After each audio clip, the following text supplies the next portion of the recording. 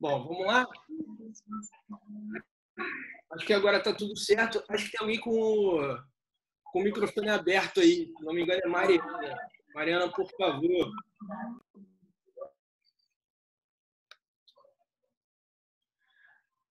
Bom, beleza. Como o pessoal não estava conseguindo entrar, eu vou falar rapidinho aqui o que eu tinha falado antes, tá? Eu falei o seguinte, hoje a gente vai estudar uma grandeza chamada quantidade de movimento, que também pode ser chamada de momento linear. Essa grandeza quantidade de movimento, ela também pode ser chamada momento linear. Ela é calculada fazendo massa vezes velocidade, tá bom? Ela é uma grandeza vetorial, ela é representada por um vetor, e a direção e o sentido dessa grandeza, dessa quantidade de movimento, acompanham a direção e o sentido da velocidade. Para onde aponta a velocidade, aponta a quantidade de movimento. E a unidade que a gente usa para trabalhar com essa grandeza quantidade de movimento é muito simples, porque é só juntar massa com velocidade. Então, seria quilograma metro por segundo. Massa medida em quilograma, velocidade medida em metro por segundo. Bom, tudo bem até aí, né? A gente, então, acabei de falar isso, que a quantidade de movimento é uma grandeza vetorial e que a direção e o sentido acompanham a direção e o sentido do vetor velocidade. Então, até aí, tudo bem. Bom, importante, olha só. A quantidade de movimento, a gente pode calcular a quantidade de movimento de uma única partícula, de um único corpo, ou a gente pode calcular a quantidade de movimento de um sistema de partículas. Quando eu quero calcular a quantidade de movimento de um sistema de partículas, basta que eu calcule a quantidade de movimento de cada uma das partículas e depois eu somo essas quantidades de movimento. Para lembrar que quantidade de movimento é uma grandeza vetorial.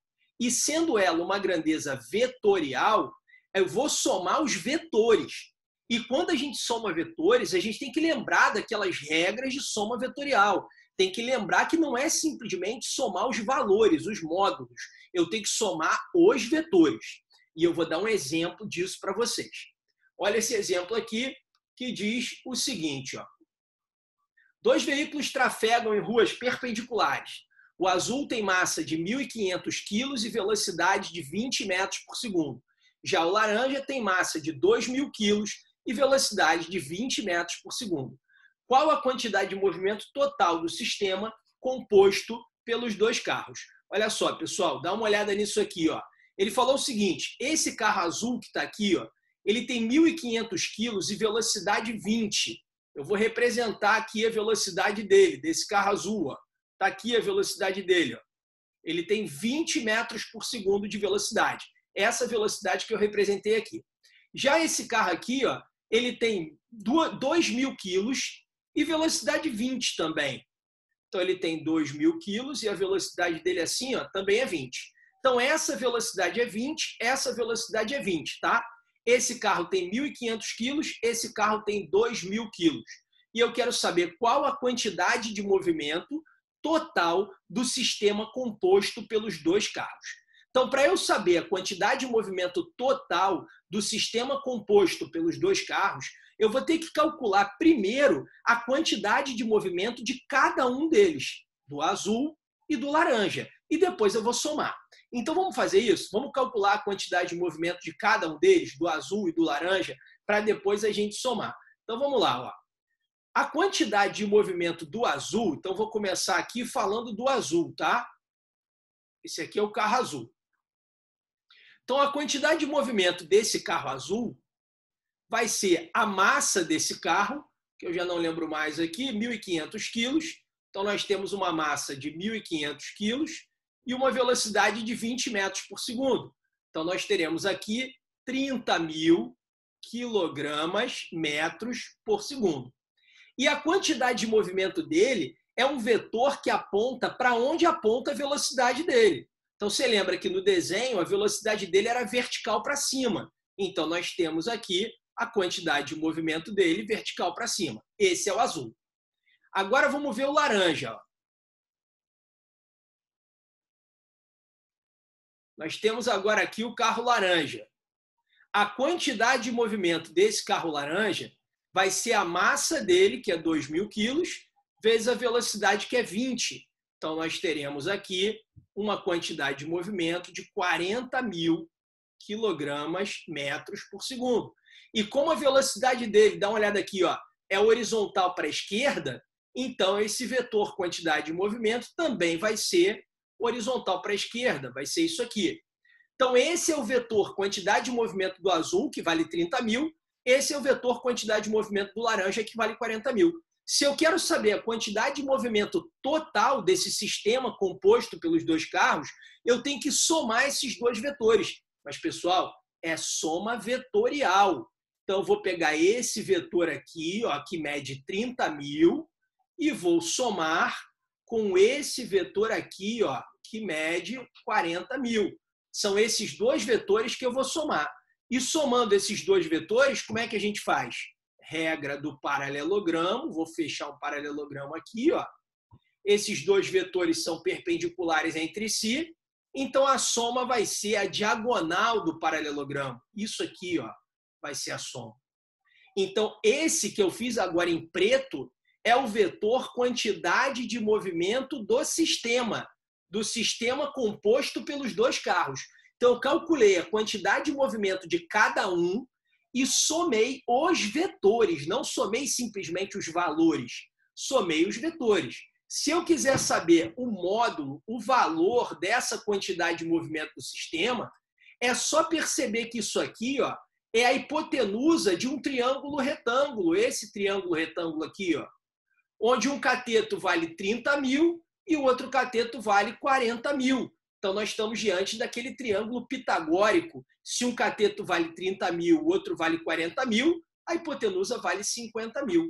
Então, a quantidade de movimento desse sistema composto pelos dois carros seria de 50.000 quilogramas metros por segundo, com essa direção e esse sentido indicados pela seta preta. Alguém ficou com dúvida aí nesse cálculo da quantidade de movimento do sistema? Não? Ninguém ficou com dúvida? Tudo bem? Tranquilo? Beleza, então já sabemos calcular a quantidade de movimento de um sistema de partículas. A gente calcula a quantidade de movimento de cada um e depois a gente soma os vetores, não os valores. Tudo bem? Vamos seguir então. Seguindo então, a gente vai ver agora o seguinte, ó, princípio da conservação da quantidade de movimento. O que diz esse princípio da conservação da quantidade de movimento? Ele é muito importante, esse princípio. Esse princípio da conservação da quantidade de movimento, ele diz o seguinte: se você não tem nenhuma força resultante externa atuando sobre um corpo ou sobre um sistema de partículas, então aquele corpo ou aquele sistema de partículas terão a sua quantidade de movimento conservada. Esse é o princípio da conservação.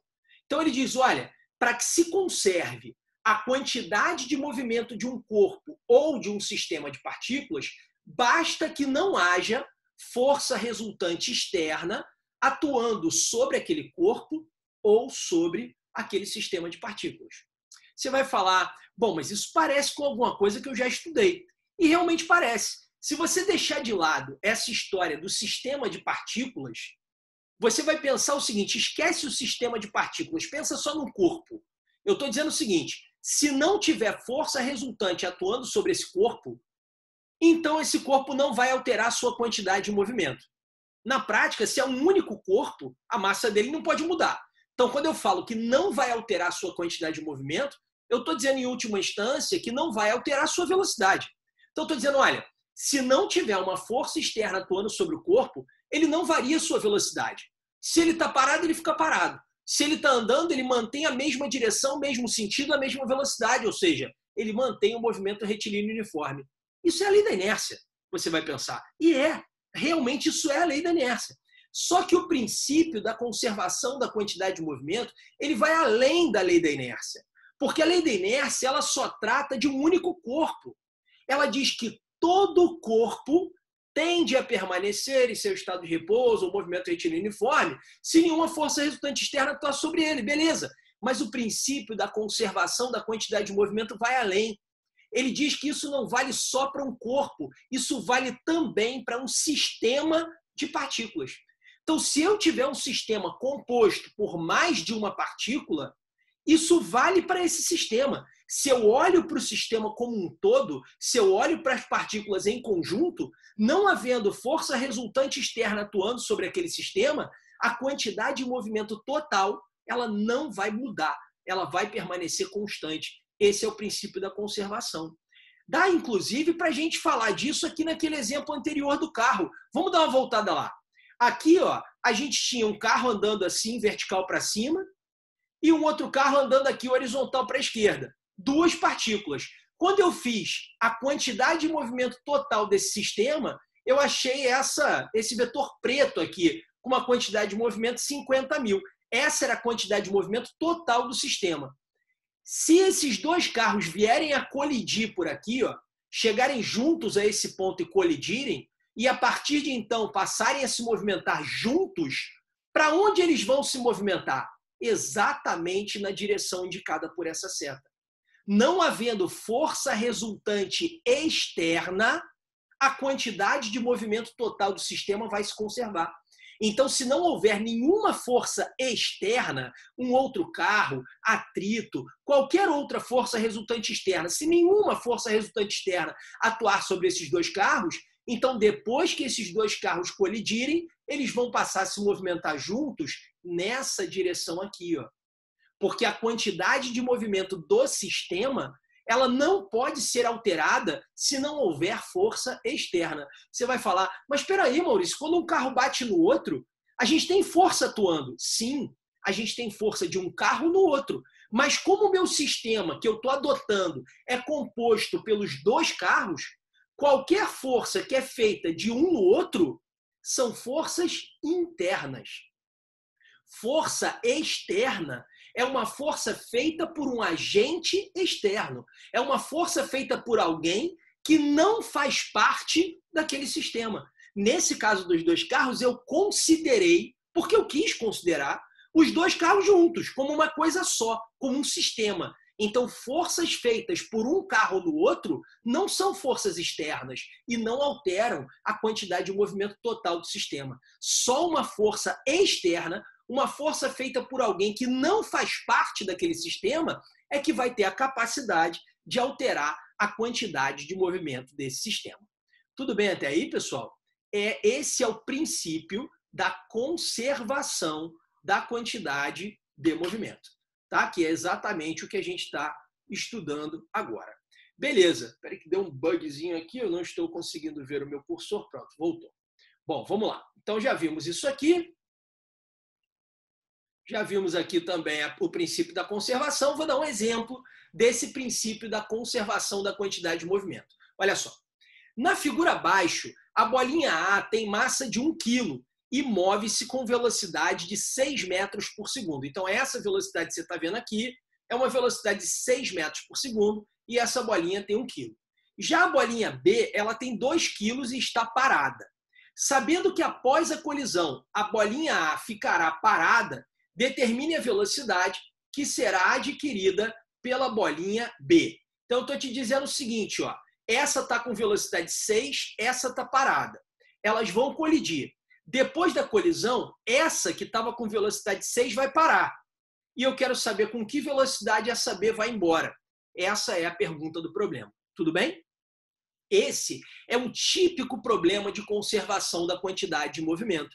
Por que ele é um típico problema de conservação da quantidade de movimento? Porque quando uma bolinha bate na outra, uma faz força na outra. Mas se você considerar um sistema composto pelas duas, não teve força externa. E não tendo força externa, a quantidade de movimento total desse sistema tem que se conservar. Então vamos resolver esse problema aí. Espera aí rapidinho que eu vou ver se tem alguém querendo falar alguma coisa aqui. Por que deu 50 mil? Ah, tá. Deixa eu voltar lá para dizer por que deu 50 mil aqui antes de seguir, tá? Desculpa aí a todo mundo. Por que deu 50 mil? Deixa eu voltar. Porque esse cateto desse triângulo, esse cateto é esse azul que vale 30 mil. Esse cateto é o vermelho que vale 40 mil. Então, eu tenho aqui 30 mil e aqui 40 mil. Se eu tenho aqui, ó, 30 mil, esse cateto, e tenho 40 mil, esse outro cateto, 30.000 e 40.000 dá para simplificar. A gente pode simplificar por 10.000. E a gente simplificando por 10.000, aqui dá 4 e aqui dá 3. Então, a gente tem aquele famoso triângulo pitagórico, 3, 4, 5. Se um cateto vale 3, o outro vale 4, a hipotenusa vale 5. Mas eu simplifiquei por 10.000. Então, é 30.000, 40.000 e 50.000. Por isso que deu 50.000. Era a mesma coisa que fazer teorema de Pitágoras aqui, ia dar exatamente o mesmo resultado. Tudo bem? Beleza? Se não tiver entendido, pode perguntar de novo, fica à vontade. Vamos lá, podemos seguir? Legal. Bom, então vamos ver aqui, ó. Então essa bolinha tem velocidade 6 e massa 1 kg, essa tem velocidade 0, massa 2 kg. Vamos resolver isso. Um problema de conservação da quantidade de movimento, ele é resolvido geralmente da seguinte maneira. A gente vai analisar o antes e o depois da colisão. Então vamos começar pelo momento antes da colisão. O que nós tínhamos antes da colisão? A bolinha A, ela tinha massa de 1 kg e velocidade 6, o que dá uma quantidade de movimento total de 6 kg/s. Já a bolinha B, ela tinha massa de 2 kg e velocidade 0, o que dá uma quantidade de movimento total 0. Se eu somar essas duas quantidades de movimento, eu vou ter a quantidade de movimento total desse sistema, composto pelas duas bolinhas, que deu 6 kg/s. Você vai parar e vai falar assim, peraí, Maurício, você não falou que não era só somar os valores, que precisava somar os vetores? Sim, mas um aqui é 0. Então, quando eu somo qualquer coisa com 0, vai dar qualquer coisa, né? Que eu somei com 0. Então, nesse caso, eu não vou precisar me preocupar com os vetores. E também por um motivo. Essas duas bolinhas que estão aí representadas, você viu aqui no nosso desenho, essas duas bolinhas que estão representadas, elas estão se movendo na mesma direção. Dá uma olhada. Elas estão na mesma direção. Quando eu tenho vetores na mesma direção, eu não preciso me preocupar com os vetores. Eu substituo o trabalho com vetores por um trabalho com sinais. Eu simplesmente penso, um está para a direita, outro está para a esquerda, então um é positivo, outro é negativo, e vamos embora. Então, só vou me preocupar efetivamente com vetores quando eles tiverem direções diferentes. Entendeu? Bom, Constança falou, pode repetir, travou aqui. Repetiu o quê, Constança? Diz aí, qual a parte que você não pegou?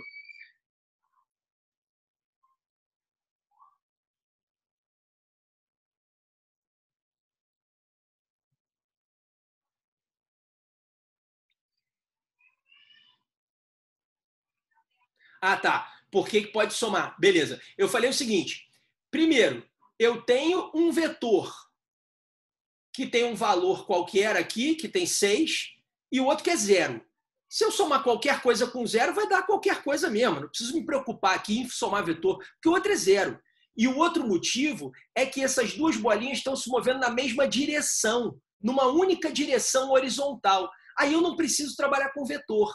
Se fosse uma horizontal, uma vertical ou uma inclinada, aí eu precisaria trabalhar com vetor, como foi o caso dos carros, né? Eles estavam em direções perpendiculares. Mas quando eu tenho corpos na mesma direção, aí eu não preciso trabalhar com vetor, eu boto assim, para a direita é mais, para a esquerda é menos e vamos embora. Não tem necessidade de ficar se preocupando com vetor, beleza? Você só vai se preocupar com vetor se tiver direções diferentes. Se for a mesma direção, não tem problema, não preciso me preocupar com os vetores.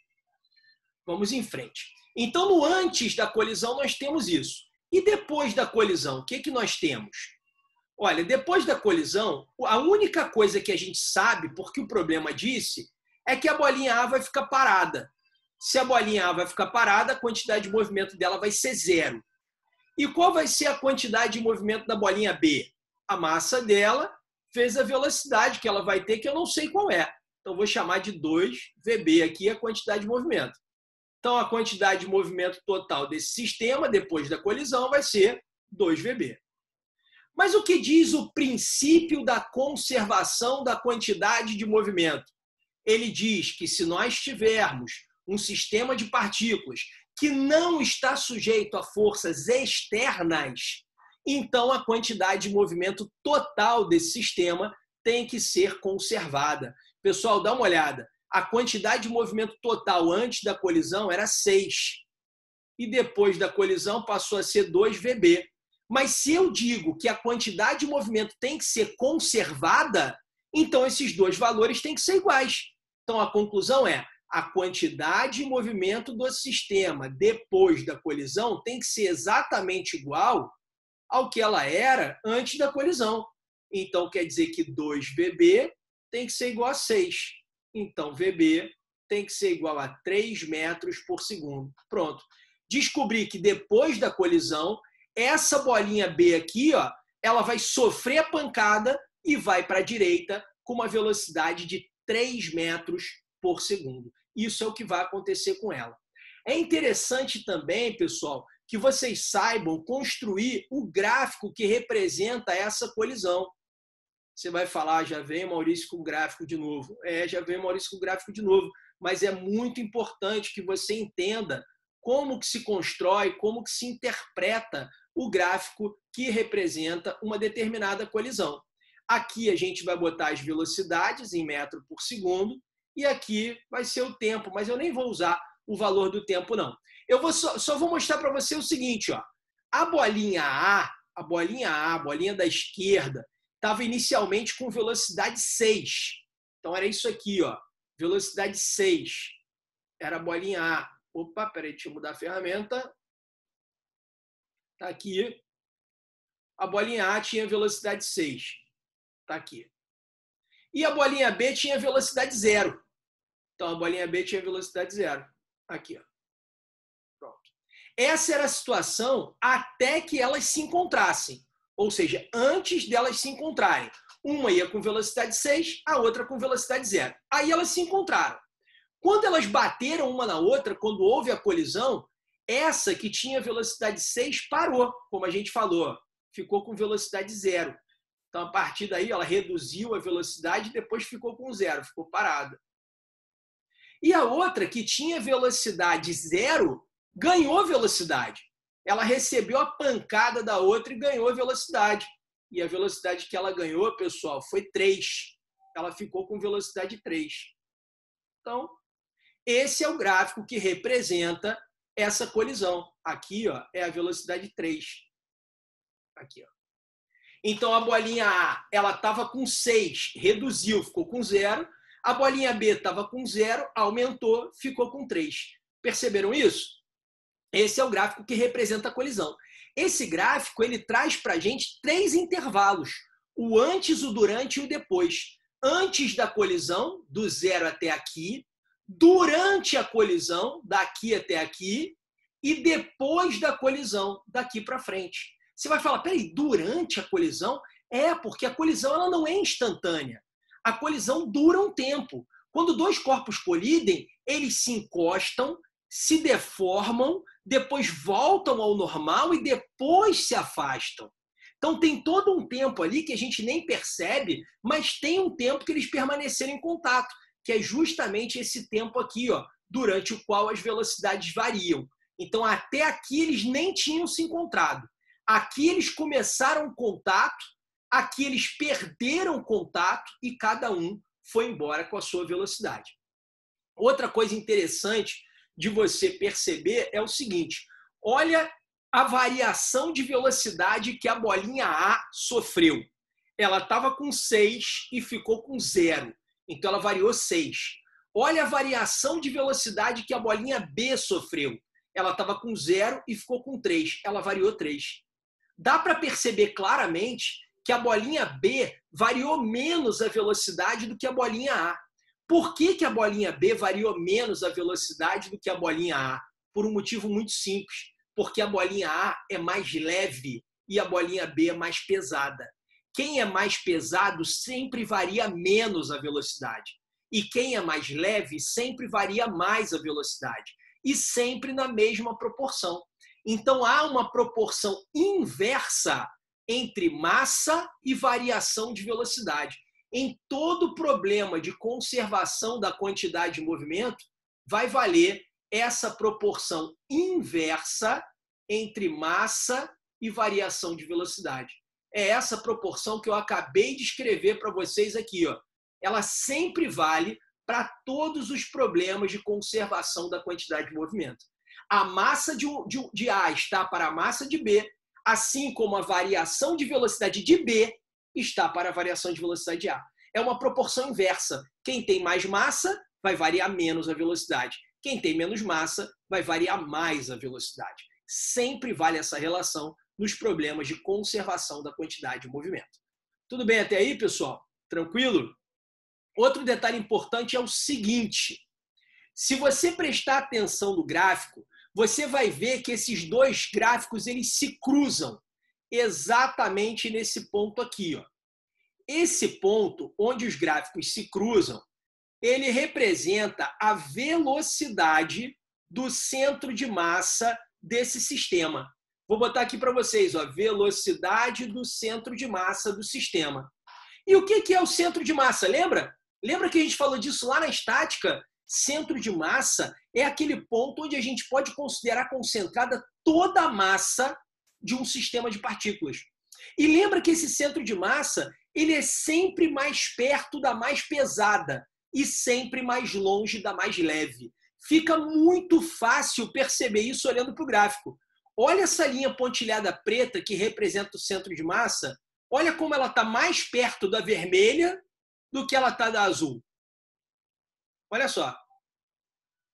Ela está muito mais perto da vermelha do que ela está da azul, porque a vermelha é a bolinha mais pesada e a azul é mais leve. E o centro de massa é sempre mais próximo da mais pesada. E isso continua valendo depois da colisão. Olha a distância da linha pontilhada preta para azul e olha a distância dessa linha pontilhada preta para vermelha. Ela continua mais perto da vermelha. Por quê? Porque a vermelha é mais pesada.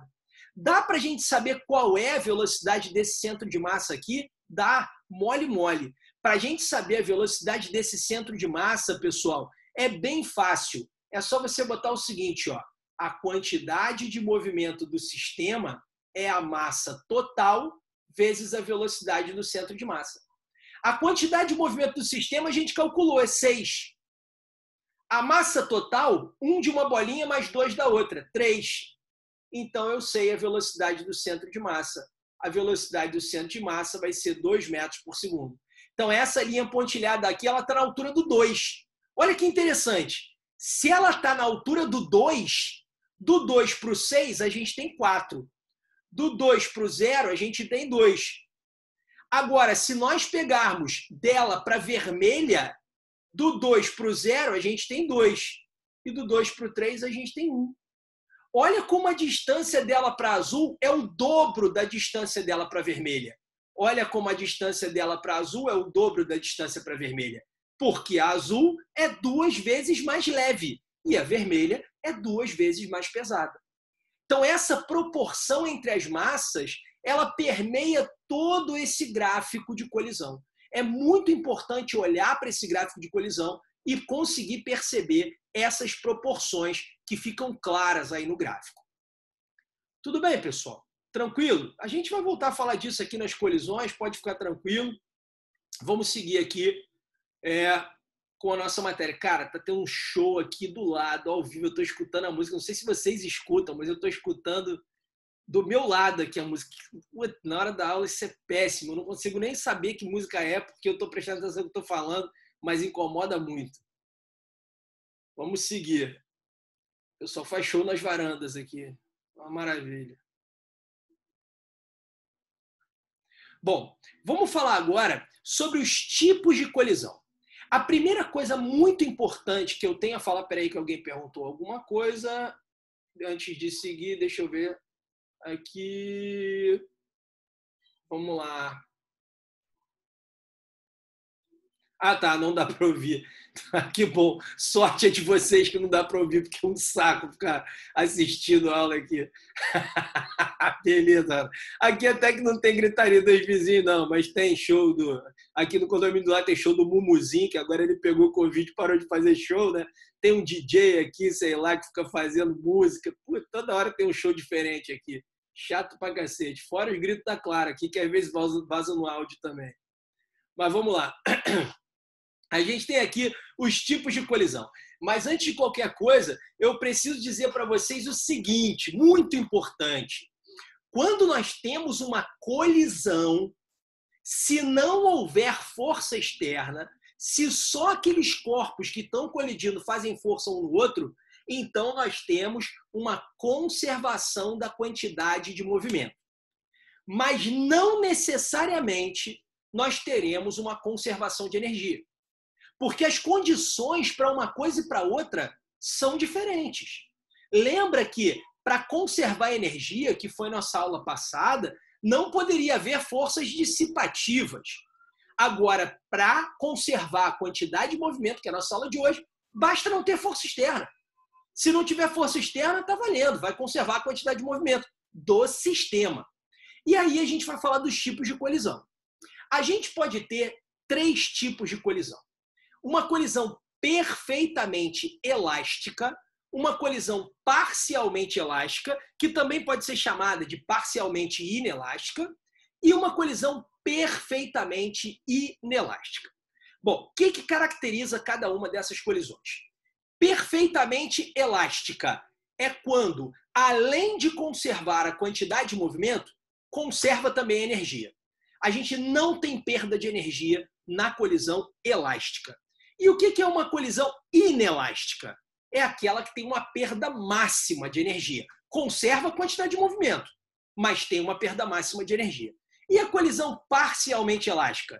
É aquela onde conserva a quantidade de movimento, mas tem uma perda parcial de energia. Não é uma perda máxima, mas é uma perda parcial. Então, isso é o que caracteriza cada um desses tipos de colisão.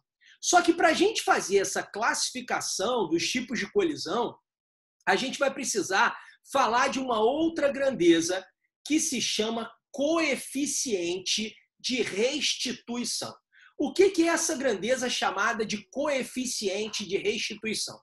O coeficiente de restituição ele mede quanto da velocidade relativa de aproximação foi restituída pela colisão. Você vai falar, peraí, calma, como assim? É o seguinte, para que 2 corpos colidam, eles precisam se aproximar e colidir. E depois que eles colidem, em geral, eles se afastam. Esse coeficiente de restituição ele mede o seguinte, tinha uma velocidade relativa de aproximação. Quanto disso vira velocidade de afastamento? Por exemplo, os 2 corpos se aproximavam com velocidade relativa de aproximação 20. Aí eles batem e se afastam. Se afastam com que velocidade de afastamento? Com 20 também. Então restituiu tudo. Aproximava com 20, afastou com 20 e restituiu 100%. Então o coeficiente de restituição vai ser 100%, que é a mesma coisa que 1. Agora, eles se aproximavam com 20, mas colidiram e se afastaram com 10. Opa, peraí. Aproximava com 20, afastou com 10, então não restituiu tudo. Só restituiu metade. Então aí nós temos um coeficiente de restituição de 50%, ou 0,5. Terceira situação. Se aproximavam com 20, colidiram e ficaram grudados. Ficaram parados? Não necessariamente. Podem ter ficado grudados e se movimentando. Passaram a se movimentar juntos, grudados. Não se afastaram mais. Então, afastamento 0. Então, não restituiu nada, não tinha afastamento, eles ficaram grudados. Então, coeficiente de restituição, 0. Então, o coeficiente de restituição ele mede isso, quanto da velocidade de aproximação virou velocidade de afastamento. Quanto da velocidade de aproximação foi restituída após o choque. É isso que mede o coeficiente de restituição. Então, para a gente calcular esse coeficiente de restituição, a gente precisa fazer a velocidade de afastamento, ou seja, depois da colisão, sobre a velocidade de aproximação, ou seja, antes da colisão. Afastamento sempre depois da colisão, aproximação sempre antes da colisão. Tudo bem isso? Então aqui eu digo como é que se calcula a velocidade de afastamento, como é que se calcula a velocidade de aproximação, mas enfim, isso é bem intuitivo porque a gente já falou disso, né? Quando a gente tem 2 corpos se aproximando, se afastando, como é que a gente faz a velocidade de afastamento e de aproximação? Só para a gente dar uma treinadinha, vamos voltar aqui naquela questão das bolinhas. Nessas bolinhas, uma ia com velocidade 6, a outra estava parada. Se uma vai com velocidade 6 e a outra está parada, a velocidade de aproximação é 6. E o afastamento? Afastamento a gente calculou aqui, aqui ia com velocidade 6, ficou parada, e a que estava parada foi embora com velocidade 3. Então, depois da colisão, uma ficou parada e a outra foi embora com velocidade 3. Então, a velocidade de afastamento é 3. Então, se a velocidade de aproximação era 6 e o afastamento foi 3, então não tivemos uma restituição integral. Tivemos uma restituição de 50%. Então, o coeficiente de restituição, 50%, 0,5. No gráfico, você percebe claramente o que é a velocidade de aproximação e o que é o afastamento. A velocidade de aproximação é isso aqui, ó. É essa abertura do gráfico aqui, ó. Ela vai do 0 até o 6, então ela vale 6. E a velocidade de afastamento é essa abertura aqui, ó. Velocidade de afastamento. Olha, ela vai do 0 até o 3, então ela vale 3. Então a aproximação era 6, o afastamento foi só 3. Metade, né? Então 50%. Coeficiente de restituição, 0,5. E aí, é com base nesse coeficiente de restituição que a gente consegue fazer também a classificação, ó. Quando o coeficiente de restituição é 1, 100%, a colisão é perfeitamente elástica. Então, na colisão perfeitamente elástica, a gente tem uma restituição integral da velocidade. Tudo que havia de velocidade de aproximação vai haver de afastamento. Restituição integral. Na perfeitamente inelástica, como eu falei para vocês, os corpos grudam, ficam juntos, não se afastam. Então, a velocidade de afastamento é 0. Então, não restituiu nada. Então, o coeficiente é 0. Agora, se nós temos uma restituição, mas que não é de 100%, então nós temos a parcialmente elástica. E o coeficiente de restituição fica entre 0 e 1. É o que aconteceu exatamente aqui nas bolinhas, olha. Aqui é uma parcialmente elástica, ó. Dos 6 que havia antes, só restituiu 3. Não é uma restituição 0, mas também não é 100%. Isso é o que caracteriza uma colisão parcialmente elástica. Tudo bem? Beleza essa classificação? Perfeitamente elástica, parcialmente elástica, perfeitamente inelástica. Na prática, imagina o seguinte, pega uma bolinha dessas que quica pra caramba, que o nego chama de perereca, imagine que você solte ela de uma altura, ela bata no chão e volte para sua mão. Exatamente para sua mão. Isso não vai acontecer na prática, tá? Ela nunca vai voltar exatamente para sua mão, porque tem resistência do ar, tem perda de energia. Mas imagina que ela voltasse. Essa seria uma colisão perfeitamente elástica. Não perdeu nada, não perdeu energia.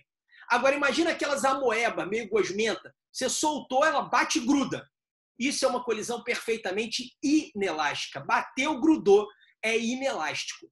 Agora imagina uma bolinha de madeira. Você solta a bolinha de madeira, ela bate no chão e quica, mas ela jamais volta para sua mão.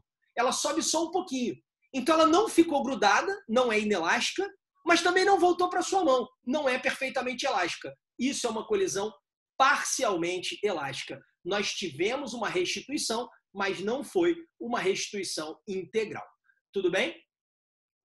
Aqui a Lelê perguntou, existe algum exemplo na vida real de colisão perfeitamente elástica? Porque é difícil não ter perdas, né? Verdade, Lelê, é muito difícil ter uma colisão perfeitamente elástica. É muito difícil, porque para ter uma colisão perfeitamente elástica, como você falou, não pode ter perda nenhuma, 0. Então você não poderia nem escutar o barulho do choque da colisão. Então, se teve uma batida de duas coisas e você escutou um barulho, já era. Porque se você escutou um barulho, aquilo é energia do sistema que se transformou em energia sonora, já teve uma perda aí. Então seria alguma coisa totalmente silenciosa, entendeu? Seria alguma coisa que não perdesse nada de energia. É muito difícil ter um exemplo disso na prática, assim, perfeitamente elástico. A gente consegue isso, talvez, não exatamente, mas quase isso, em laboratório com trilho de ar e 2 carrinhos com uma molinha em cada um, assim, que eles batem, você quase que não ouve o barulhinho. Não é exatamente perfeitamente elástica, mas é quase. Perfeita mesmo, a gente não vai conseguir fazer. Tudo bem? Vamos lá, que eu acho que tem outra pergunta aqui. Ah, não, é Lili falando. Beleza, então. Vamos seguindo. Legal, já falamos, então, os tipos de colisão. Falei para vocês o que é o coeficiente de restituição. Vamos aos exemplos, muito importantes. E agora eu queria que você prestasse muita atenção, porque eu vou ensinar um método legal para fazer isso aqui. Então dá uma olhada, presta bastante atenção para você aprender esse método que eu vou ensinar. Vale a pena porque ele é muito mais prático do que o método tradicional. Então vale muito a pena prestar atenção nisso. Olha só, na figura, a bolinha A tem 1 quilo e velocidade de 6 metros por segundo. Já a bolinha B está parada. Após uma colisão, e eu não falei a massa da bolinha B, eu esqueci, bota 2 quilos, tá? Bolinha B, 2 quilos, eu esqueci de falar a massa dela, desculpa, mas são 2 quilos. Após uma colisão perfeitamente elástica, quais serão as velocidades das bolinhas A e B? Pessoal, lembra que a gente resolveu esse mesmo problema, só que eu disse para vocês que a bolinha A ia bater e parar. Agora eu não estou dizendo o que vai acontecer com a bolinha A, eu só estou dizendo o seguinte, a colisão é perfeitamente elástica. Resolve para mim e diz o que vai acontecer com as duas bolinhas, tá?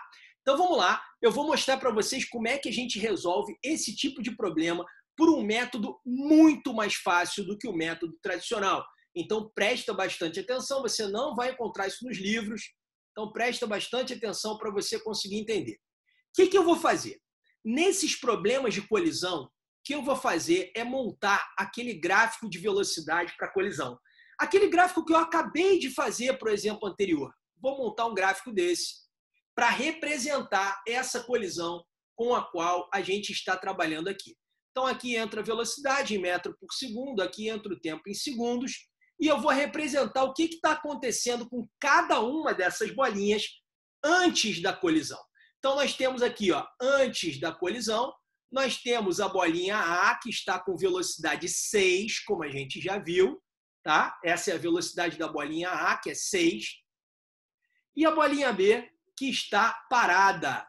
A bolinha B está com velocidade 0, ela está parada nesse momento. Pronto, essa é a velocidade da bolinha B, 0. Depois que você representa a situação inicial, o próximo passo do problema é descobrir a velocidade do centro de massa. Você vai falar, mas calma, peraí, como é que eu vou fazer a velocidade do centro de massa? Pessoal, eu já mostrei para vocês como é que faz a velocidade do centro de massa. O que você precisa para fazer a velocidade do centro de massa? Você precisa saber qual é a quantidade de movimento total desse sistema. Sem a quantidade de movimento total do sistema, você não vai conseguir fazer a velocidade do centro de massa. Então, vamos precisar da velocidade, da quantidade de movimento total desse sistema. Então, vamos lá, pessoal. Quantidade de movimento total do sistema. Como é que eu vou fazer? Eu vou fazer o antes. Porque eu sei as velocidades antes da colisão. Então, vou trabalhar com isso. Ó. Quantidade de movimento da bolinha A, massa 1, velocidade 6, vai dar 6. Quantidade de movimento da bolinha B, massa 2, velocidade 0, vai dar 0.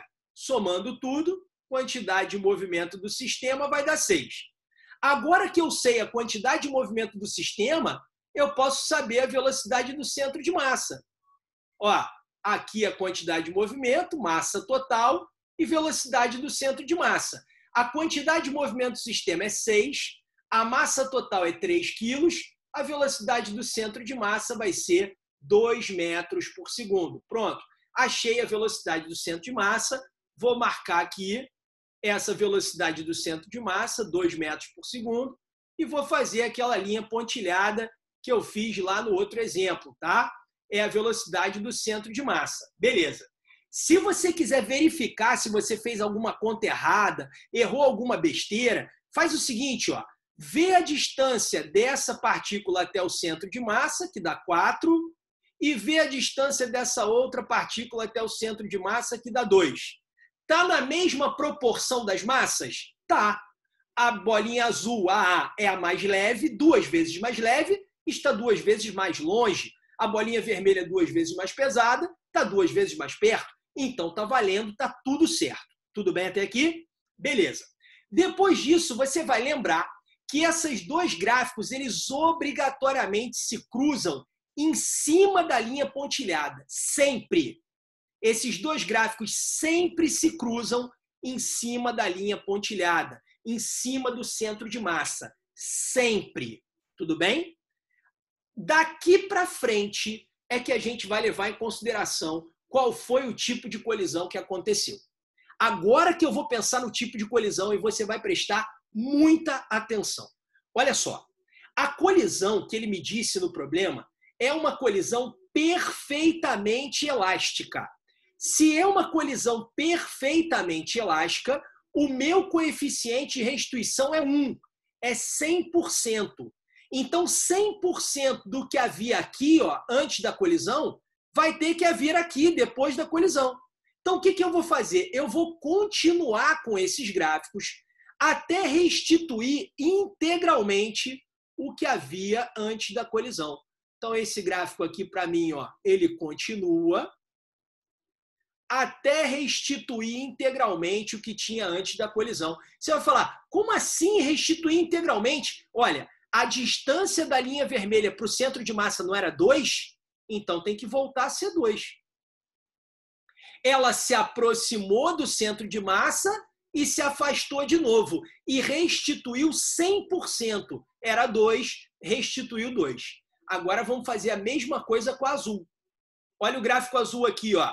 Ele se aproxima do centro de massa e depois ele se afasta do centro de massa. E a restituição, pessoal, tem que ser de 100%. Então, essa distância dele para o centro de massa aqui, ó, ela valia 4. Então, tem que voltar a valer 4. Isso é uma restituição de 100%. Tinha 2, restitui 2. Tinha 4, restitui 4. Isso garante que o meu coeficiente de restituição é 100%. Olha a velocidade de aproximação, que vale 6, e olha a velocidade de afastamento, que vale 6 também. 100% de restituição. Era 6, restituiu 6. Isso é 100% de restituição. Tudo bem, pessoal? Agora eu já sei as velocidades. Qual é a velocidade final da bolinha B? Essa aqui, ó. Qual a velocidade final da bolinha B? Essa linha pontilhada, ela está no 2. Eu estou no 2 e subi mais 2. Se eu estou no 2 e subo mais 2, 4. E a velocidade final da bolinha A? A velocidade final da bolinha A é essa aqui, ó. A linha pontilhada é o 2 e nós descemos 4. Se eu estou no 2 e desço 4, 2 menos 4, que vai dar menos 2.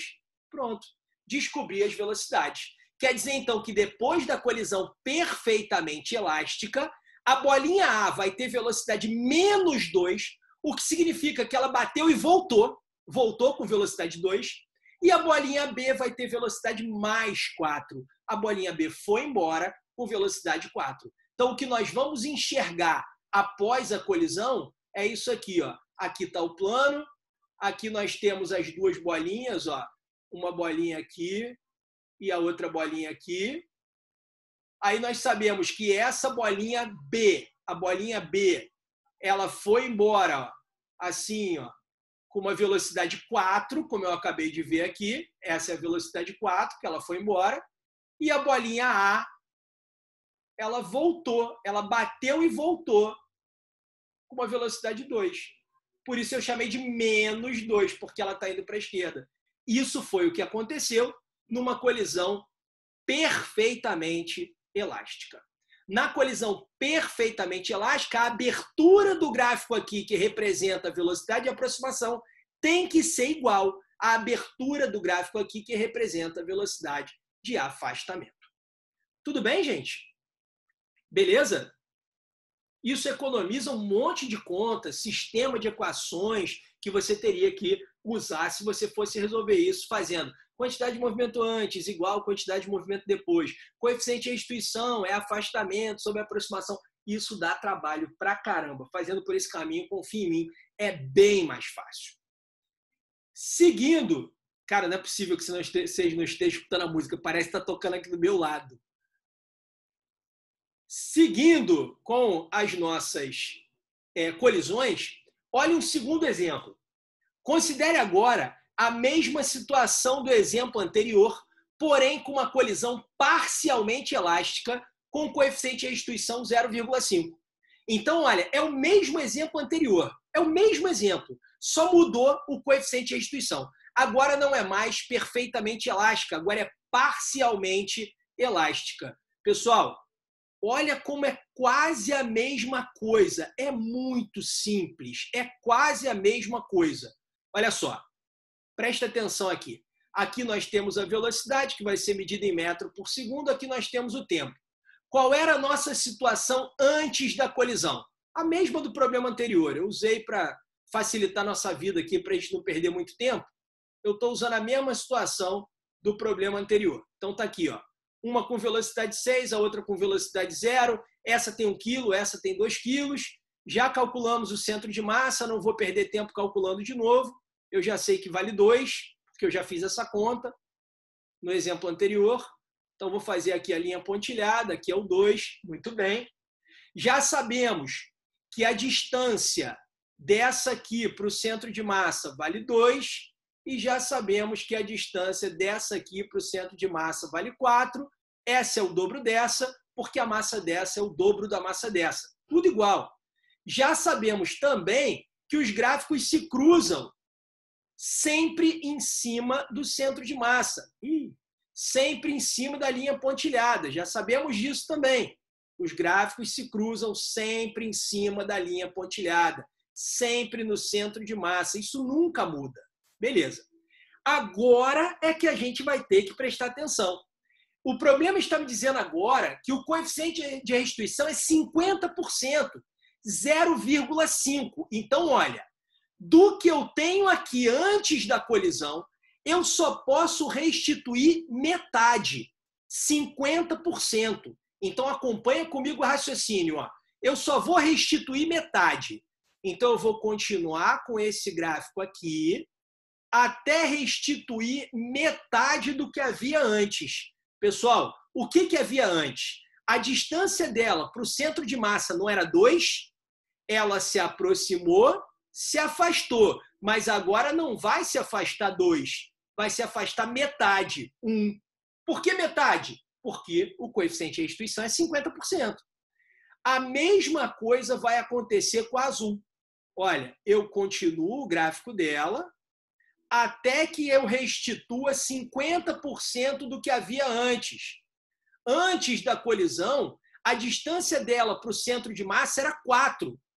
Aí ela se aproximou, se afastou, mas não restituiu tudo, só restituiu metade, 50%. 2. Metade de 4 é 2. Pronto. Achei as velocidades finais. Olha como fica fácil. A velocidade final da bolinha B, aqui na linha pontilhada eu estou no 2, mais 1, 3. A velocidade final da bolinha A, aqui eu estou no 2, desci 2. 2 menos 2, 0. Pronto. Essa é a velocidade final. Então, aqui, nós temos a velocidade de aproximação, que é 6. E aqui nós temos a velocidade de afastamento, que é 3. Olha como a abertura aqui é menor do que aqui. Porque parte da energia se foi. Metade da velocidade se perdeu. A velocidade era 6, ficou 3. Então, nós temos 50% de restituição. Metade de 2 é 1, metade de 4 é 2. 50% de restituição. Pronto, chegamos às velocidades finais. Beleza? Temos mais um exemplo, que é o último. Esse exemplo diz o seguinte, ó. Como último exemplo, considere a mesma situação inicial dos exemplos anteriores, porém com uma colisão perfeitamente inelástica. Então, agora, nós temos a mesma situação inicial, mas a colisão é perfeitamente inelástica. O que acontece mesmo na colisão inelástica? Na colisão inelástica, o coeficiente de restituição é 0. Coeficiente de restituição 0 quer dizer que não vai restituir nada da velocidade de aproximação. Os corpos vão bater e vão grudar, vão ficar juntos, não vão se separar mais.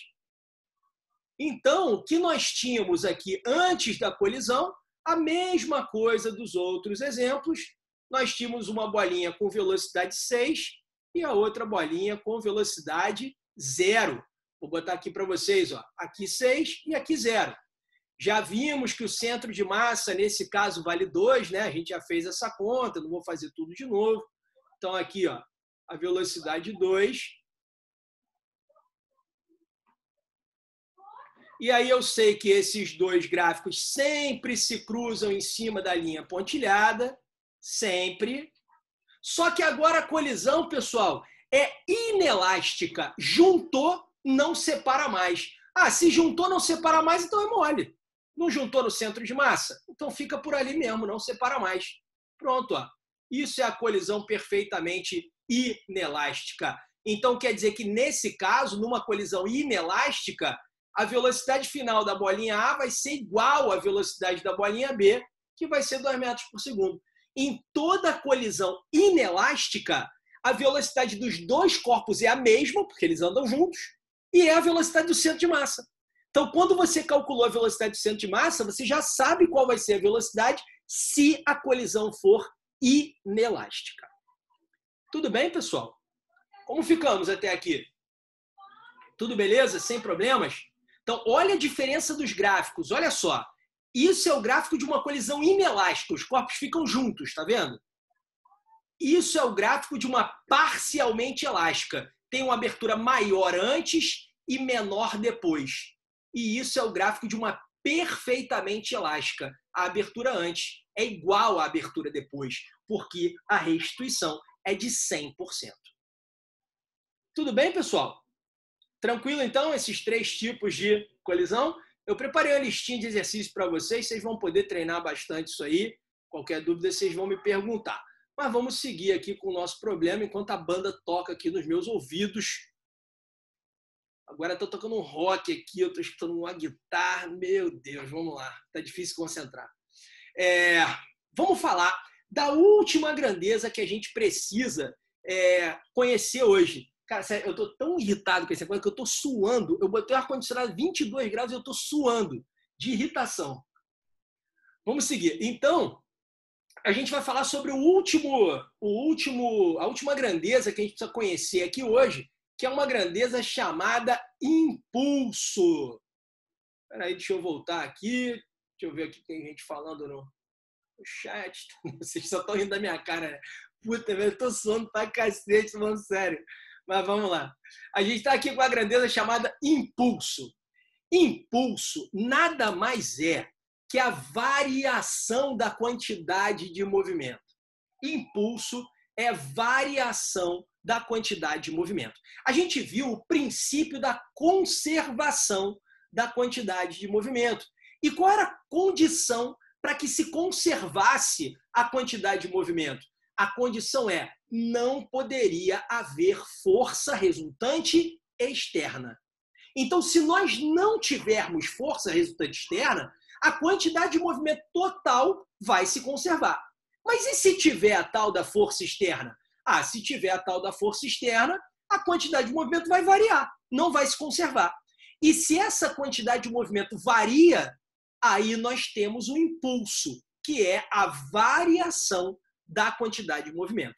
Então, variação de quantidade de movimento é a mesma coisa que impulso. E a gente acabou de falar que para ter essa variação da quantidade de movimento, a gente precisa ter uma força externa. É a força externa que vai garantir, que vai variar, fazer variar a quantidade de movimento. Só que essa força ela vai ter que ser aplicada durante um certo tempo. Então, o impulso ele acaba sendo um jogo de força-tempo. É uma força aplicada durante um certo tempo. Então, o impulso tanto pode ser calculado como variação da quantidade de movimento, como pode ser calculado fazendo força vezes tempo. É o mesmo impulso, que pode ser calculado das duas maneiras. E o que seria essa variação da quantidade de movimento? Ora, se for um corpo só, é massa vezes variação de velocidade. E ele também pode ser força vezes tempo. Então, as unidades que a gente vai usar para trabalhar com impulso pode ser a mesma unidade de quantidade de movimento, quilograma metro por segundo, ou pode ser força vezes tempo, newton segundo. Tanto faz. Quilograma metro por segundo ou newton segundo, tanto faz, não faz a menor diferença. Tudo bem? Então, o impulso é a variação da quantidade de movimento e ele é obtido com uma força aplicada durante um certo tempo. Você aplica uma força durante um certo tempo e você tem um impulso, você tem a variação da quantidade de movimento. Então, como eu falei para vocês, ele é um jogo de força-tempo. E isso significa que quanto mais força eu uso, menos tempo eu vou precisar. E quanto menos força, mais tempo eu vou precisar. Vou te dar um exemplo. Imagina um carro. O carro está andando numa estrada com uma velocidade constante. Então, ele tem uma certa quantidade de movimento, que é massa vezes velocidade. Beleza. Aí, num determinado momento, você resolve parar o seu carro. Se você vai parar o carro, ele vai passar a ter quantidade de movimento zero. Então, ele tinha uma quantidade de movimento e passou a ter zero. Ele teve uma variação da quantidade de movimento. Se ele teve uma variação da quantidade de movimento, é porque ele sofreu um impulso, porque impulso é isso, é variação da quantidade de movimento. Ele sofreu um impulso contra o movimento, tanto que ele perdeu quantidade de movimento. Mas eu posso fazer o carro parar de várias formas. Eu posso fazer o carro parar, por exemplo, freando suavemente ou simplesmente tirando o pé do acelerador. Então, nesse caso, se eu simplesmente tiro o pé do acelerador, esse carro vai parando gradativamente. Eu estou fazendo uma força pequena, que é a resistência do ar, atritos, e aí, em compensação, ele demora bastante para perder aquela quantidade de movimento, para parar completamente. Por outro lado, eu poderia dar um freadão no carro. Se eu dou um freadão no carro, eu faço uma força muito maior. Mas, em compensação, o tempo necessário para o carro parar diminui bastante. Se eu dou um freadão, eu faço uma força grande e o tempo para parar é pequeno. Por isso que eu digo que o impulso é um jogo de força-tempo. Eu posso fazer muita força durante pouco tempo ou posso fazer pouca força durante muito tempo para conseguir o mesmo impulso. Tudo bem? Então, o impulso é um jogo de força-tempo e é muito importante que vocês notem isso que eu estou falando, tá? Bom, Maurício, diga, desculpa, fala, Arielle. em uma questão, se ela tivesse como opção impulso e ação e reação, como que eu poderia diferenciar esses dois? São coisas completamente diferentes, né? O impulso, ele existe quando você consegue uma variação da quantidade de movimento. Então, sempre que o cara fala assim, eu tinha lá um carro, pode ser o exemplo que eu dei, um carro que estava lá com um certo momento linear, uma certa quantidade de movimento, aí o cara pisou o freio e toda a quantidade de movimento se perdeu. Qual foi a grandeza física? Impulso. Agora, quando a gente fala de ação e reação, ele quer mostrar, nos problemas que ele quer mostrar para você, que quando um corpo A faz força no corpo B, aquele corpo B reage e faz força no corpo A. Como, por exemplo, ele fala assim, quando você está na academia e vai fazer uma barra, você puxa a barra, mas o seu corpo sobe. Pô, como é que você que faz a força e o seu corpo sobe? É porque quando você faz uma força na barra, a barra reage e faz uma força em você. E é essa força que a barra faz em você que faz você subir. Isso é ação e reação.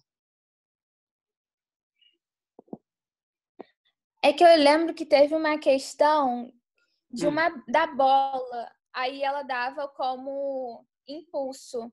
A bola batendo na cara do menino e aquela força era impulso. Aí vai depender muito do que está escrito na questão. Se você achar a questão, manda para mim que eu comento com você por que a resposta era impulso. Vai depender do que está escrito. Porque se ele fala assim, a bola é macia e por isso ela não machuca o rosto do menino. Isso é impulso. Por que ela não machuca? Por que uma bola machuca menos do que uma pedra?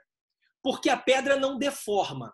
Como a pedra não deforma, quando ela bate, a variação de velocidade é instantânea, um tempo muito curto. E como eu falei para vocês, quando o tempo é muito pequeno, a força é muito grande, aí machuca. Já a bola, ela amassa. Então, quando ela bate, ela deforma. Ela amassa, depois ela desamassa e depois ela vai embora. Então, ela permanece em contato com o rosto do menino por mais tempo.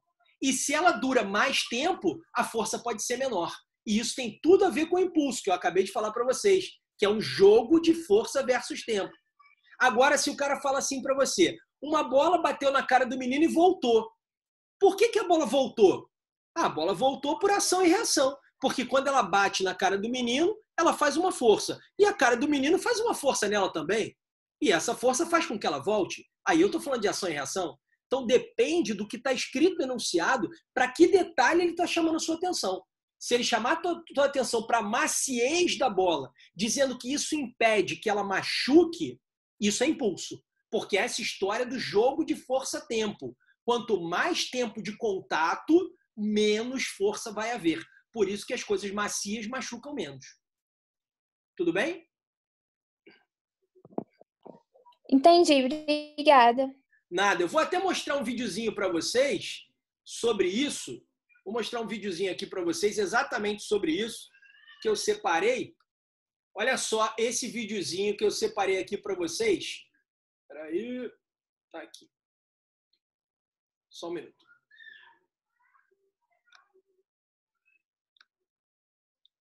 Olha só. Essa é uma bolinha de golfe. Cara, bolinha de golfe é rígida, né? Ela é bem durinha. Ela não é maciazinha, não, igual a bolinha de tênis. Ela é bem mais durinha que a bolinha de tênis. Mas dá uma olhada na colisão dessa bolinha de golfe com uma parede. Olha só, em câmera lenta, olha o que vai acontecer. Real se chocando. Olha só. Não sei pra vocês, ela mas amassa mim, toda e volta, tá vendo? Incrível. Como ela amassa toda e volta, o que aconteceu aí? Deixa eu até mostrar novamente para vocês, ver se eu consigo mostrar de novo aqui. O fato dela amassar faz com que o tempo de contato aumente. E quanto maior o tempo de contato, menos força. Então, olha, ela vai em direção à parede, ó, quando ela encosta, ó, ela amassa, depois desamassa e depois volta. Percebeu? Isso quer dizer que quanto mais um corpo é macio, quanto mais ele deforma, quanto mais ele amassa e depois desamassa, menos força ele vai fazer. Isso explica por que uma bola não machuca e uma pedra machuca. Porque a bola, ela amassa muito mais do que a pedra, ela deforma muito mais. E quando ela deforma, ela aumenta o tempo de contato. É por isso que a gente embrulha tudo que a gente vai fazendo uma mudança, por exemplo, tudo que é frágil na nossa casa, a gente embrulha em algo macio. Jornal, espuma, plástico bolha, qualquer coisa que seja macia. Justamente porque se bater, vai amassar, desamassar, então vai fazer menos força. E fazendo menos força, tem menos chance de quebrar. Então, tudo que a gente chama de amortecer tem a ver com impulso. Porque amortecer é o quê? É aumentar o tempo de contato. É prolongar o contato. E quando você aumenta o tempo, você reduz a força. Isso é o que a gente chama de amortecer no nosso dia a dia. Isso aí, Rano. Descida de pouso também. Se foi para me sacanear, Rano, tá me chamando de gordo? Eu sei que eu sou gordo, cara. Não precisa ficar me lembrando isso toda hora, não. Poxa, não foi, não. Tranquilo, eu sou bem resolvido com a minha gordura, sem problema. Bom, então já falei sobre isso aqui para vocês, que o impulso é um jogo de força-tempo. Isso é muito importante sobre impulso, tá? Falar do jogo de força-tempo, essa história de quanto maior o tempo, menor o impulso, menor a força que eu preciso para produzir um determinado impulso. E se nós tivermos uma força variável? E se nós tivermos uma força que varia ao longo do tempo? Bom, a gente acabou de ver que para calcular o impulso, a gente precisa fazer força vezes tempo. E quando eu tenho força variando no tempo, o problema vai trazer para mim um gráfico. Eu tenho que multiplicar essa grandeza por essa. E sempre que a gente vai multiplicar uma grandeza pela outra, no gráfico, basta fazer a área do gráfico. Então, se você tiver um gráfico força versus tempo, a área desse gráfico é força vezes tempo. E força vezes tempo é impulso. Então, apareceu na prova um gráfico de força-tempo, a área do gráfico representa o impulso. Tudo bem? Bom, deixa eu mostrar para vocês aqui uma outra coisa. Só para a gente finalizar, tem mais duas coisas rapidinhas para mostrar para vocês. A gente acabou de falar aqui que o impulso ele é igual à variação da quantidade de movimento. Falamos também que esse impulso pode ser calculado fazendo força vezes tempo e que a variação da quantidade de movimento é massa vezes variação de velocidade. Olha o que está escrito nessa equação em linguagem corrente, tá? Ó, uma força aplicada durante um certo tempo gera num corpo de massa m uma variação de velocidade. Então ele está dizendo que se eu aplico uma força durante um tempo num corpo de massa m, esse corpo sofre uma variação de velocidade. Pô, isso parece alguma coisa que a gente já estudou. Pega esse tempo e manda dividindo para o outro lado. Vai ficar que força é igual a massa vezes variação de velocidade sobre tempo. Olha o que apareceu aqui, pessoal. Variação de velocidade sobre tempo. O que é isso? Aceleração. Ah, então isso é a mesma coisa que força igual a massa vezes aceleração. Força igual a massa vezes aceleração, pessoal, que é a segunda lei de Newton. Então, na verdade, isso aqui, dizer que o impulso é igual à variação da quantidade de movimento, é a mesma coisa que a segunda lei de Newton. A segunda lei de Newton vem daqui. Força igual a massa vezes aceleração é a mesma coisa que isso. Tudo que a gente pode resolver por força igual a massa vezes aceleração, a gente pode resolver por impulso igual à variação da quantidade de movimento, porque é a mesma coisa. Não faz diferença. É exatamente a mesma coisa. Tudo bem, gente? Tranquilo? Bom, para finalizar, agora sim, eu vou mostrar um outro videozinho para vocês que eu separei aqui, que é um vídeo de colisão. Gente, presta atenção no que vai acontecer com essas bolinhas. Olha só, essas bolinhas são 5 bolinhas iguais que estão penduradas aí, essas 5 bolinhas. Espera aí, deixa eu só conseguir aumentar o vídeo. Opa, foi. Beleza. As 5 bolinhas são iguais e primeiro ele vai separar uma bolinha e vai deixar colidir, depois ele separa 2 e deixa colidir, depois ele separa 3 e deixa colidir. Dá uma olhada, olha o que vai acontecer. Ó, uma bolinha. Esse cara vai pegar uma bolinha, afastou e colidiu. Olha o que acontece. Só a última bolinha se movimenta, percebeu? Por que será que só a última bolinha se movimenta? Por que quando você solta essa bolinha e bate aqui, por que só a última sai e se movimenta? Porque essa colisão, ela é quase perfeitamente elástica. Como eu respondi para a Letícia agora há pouco, ela não é perfeitamente elástica porque tem ruído, tem uma perdazinha de energia, mas ela é quase perfeitamente elástica. A gente já viu que na colisão, a gente tem que ter uma conservação da quantidade de movimento. Beleza. E conservou, porque inicialmente só essa bolinha se movimentava. Massa m, vamos dizer que ela chega aqui com velocidade v, então massa m, velocidade v, mv. E depois da colisão, só essa foi embora, com a mesma velocidade que essa chegou. Massa m, velocidade v, mv. Então conservou a quantidade de movimento. Mas como a colisão é perfeitamente elástica, ou quase isso, também tem que conservar a energia cinética. Eu tinha uma única bolinha com velocidade v, mv ao quadrado sobre 2, e depois eu tenho uma única bolinha com velocidade v, mv ao quadrado sobre 2. A velocidade de aproximação v é igual à velocidade de afastamento v. Colisão perfeitamente elástica. Agora, olha o que vai acontecer quando ele soltar 2 bolinhas. Olha, ainda era uma bolinha, agora 2, olha. Quando ele pega 2 bolinhas e solta, olha o que acontece. 2 bolinhas vão embora. Por que 2 bolinhas vão embora? Pelo mesmo motivo. Quantidade de movimento tem que se conservar. Então, eu tenho inicialmente 2 bolinhas que chegam com velocidade v, 2mv. Então, depois tem que ter também 2mv, 2 bolinhas saindo com velocidade v. Como a colisão é perfeitamente elástica, velocidade de aproximação igual a velocidade de afastamento. Então, as 2 bolinhas chegam com uma certa velocidade e as 2 outras saem com essa mesma velocidade. Velocidade de aproximação igual a velocidade de afastamento. Agora, dá uma olhada o que ele vai fazer com as 3 bolinhas. Olha lá. Vai pegar as 3 bolinhas e vai soltar. Olha o que acontece. 3 bolinhas vão embora. Pelo mesmo motivo, porque tem que conservar a quantidade de movimento e tem que conservar também a energia, já que é um choque perfeitamente elástico. Agora dá uma olhada que ele vai simular uma colisão inelástica. O que era colisão inelástica? Era quando os corpos batem e grudam, batem e não separam mais. Olha a simulação dessa colisão inelástica. Agora tem perda de energia. Então dá uma olhada. Ele vai botar lá uma fita dupla face para as bolinhas grudarem na hora que elas baterem.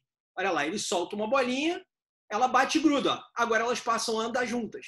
Então você percebe que, nesse caso, o que vai acontecer aqui? Nesse caso, essas bolinhas, você vê que a aproximação de uma bolinha tem a velocidade maior do que o afastamento das duas. Olha como a bolinha azul se aproxima mais rápido do que as duas se movimentam depois da colisão. Olha só. Ó, percebeu? Porque agora nós temos perda de energia. Porque agora nós estamos diante de uma colisão inelástica. Na colisão inelástica, nós temos uma perda máxima de energia. A máxima perda que nós podemos ter. No entanto, a quantidade de movimento continua se conservando. Porque para conservar a quantidade de movimento, basta que não haja força resultante externa. Tudo bem, pessoal? Alguém gostaria de perguntar alguma coisa? Tem alguma dúvida que vocês queiram tirar? Não? Nada? Bom, eu fiz uma listinha então aí para vocês, deve ter uns 30 e pouquinhos exercícios para vocês treinarem. Tem exercício de todo jeito aí dessa matéria que a gente viu hoje. Façam, não deixem de fazer para que vocês treinem isso aí, porque não adianta nada assistir a aula e depois não treinar. O que faz aprender mesmo é vocês fazerem o exercício sozinhos. Isso é o que faz aprender. Beleza, gente? Alguém quer perguntar mais alguma coisa? Tá todo mundo tranquilo, satisfeito com as informações? Nenhum problema? Nada? Valeu, gente. Foi um prazer enorme. Desculpa que esse som aqui do meu lado me atrapalhou pra caramba. Eu tava irritado com esse negócio aqui.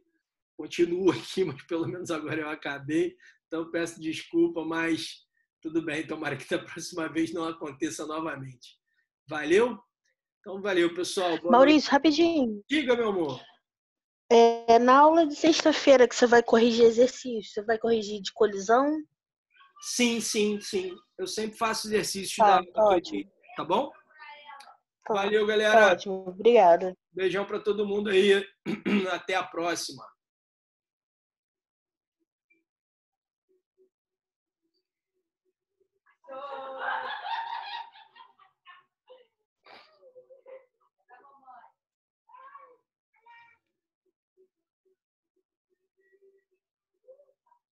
Cara, para quem tá online agora, o cara tá cantando Despacito. Agora eu consegui prestar atenção.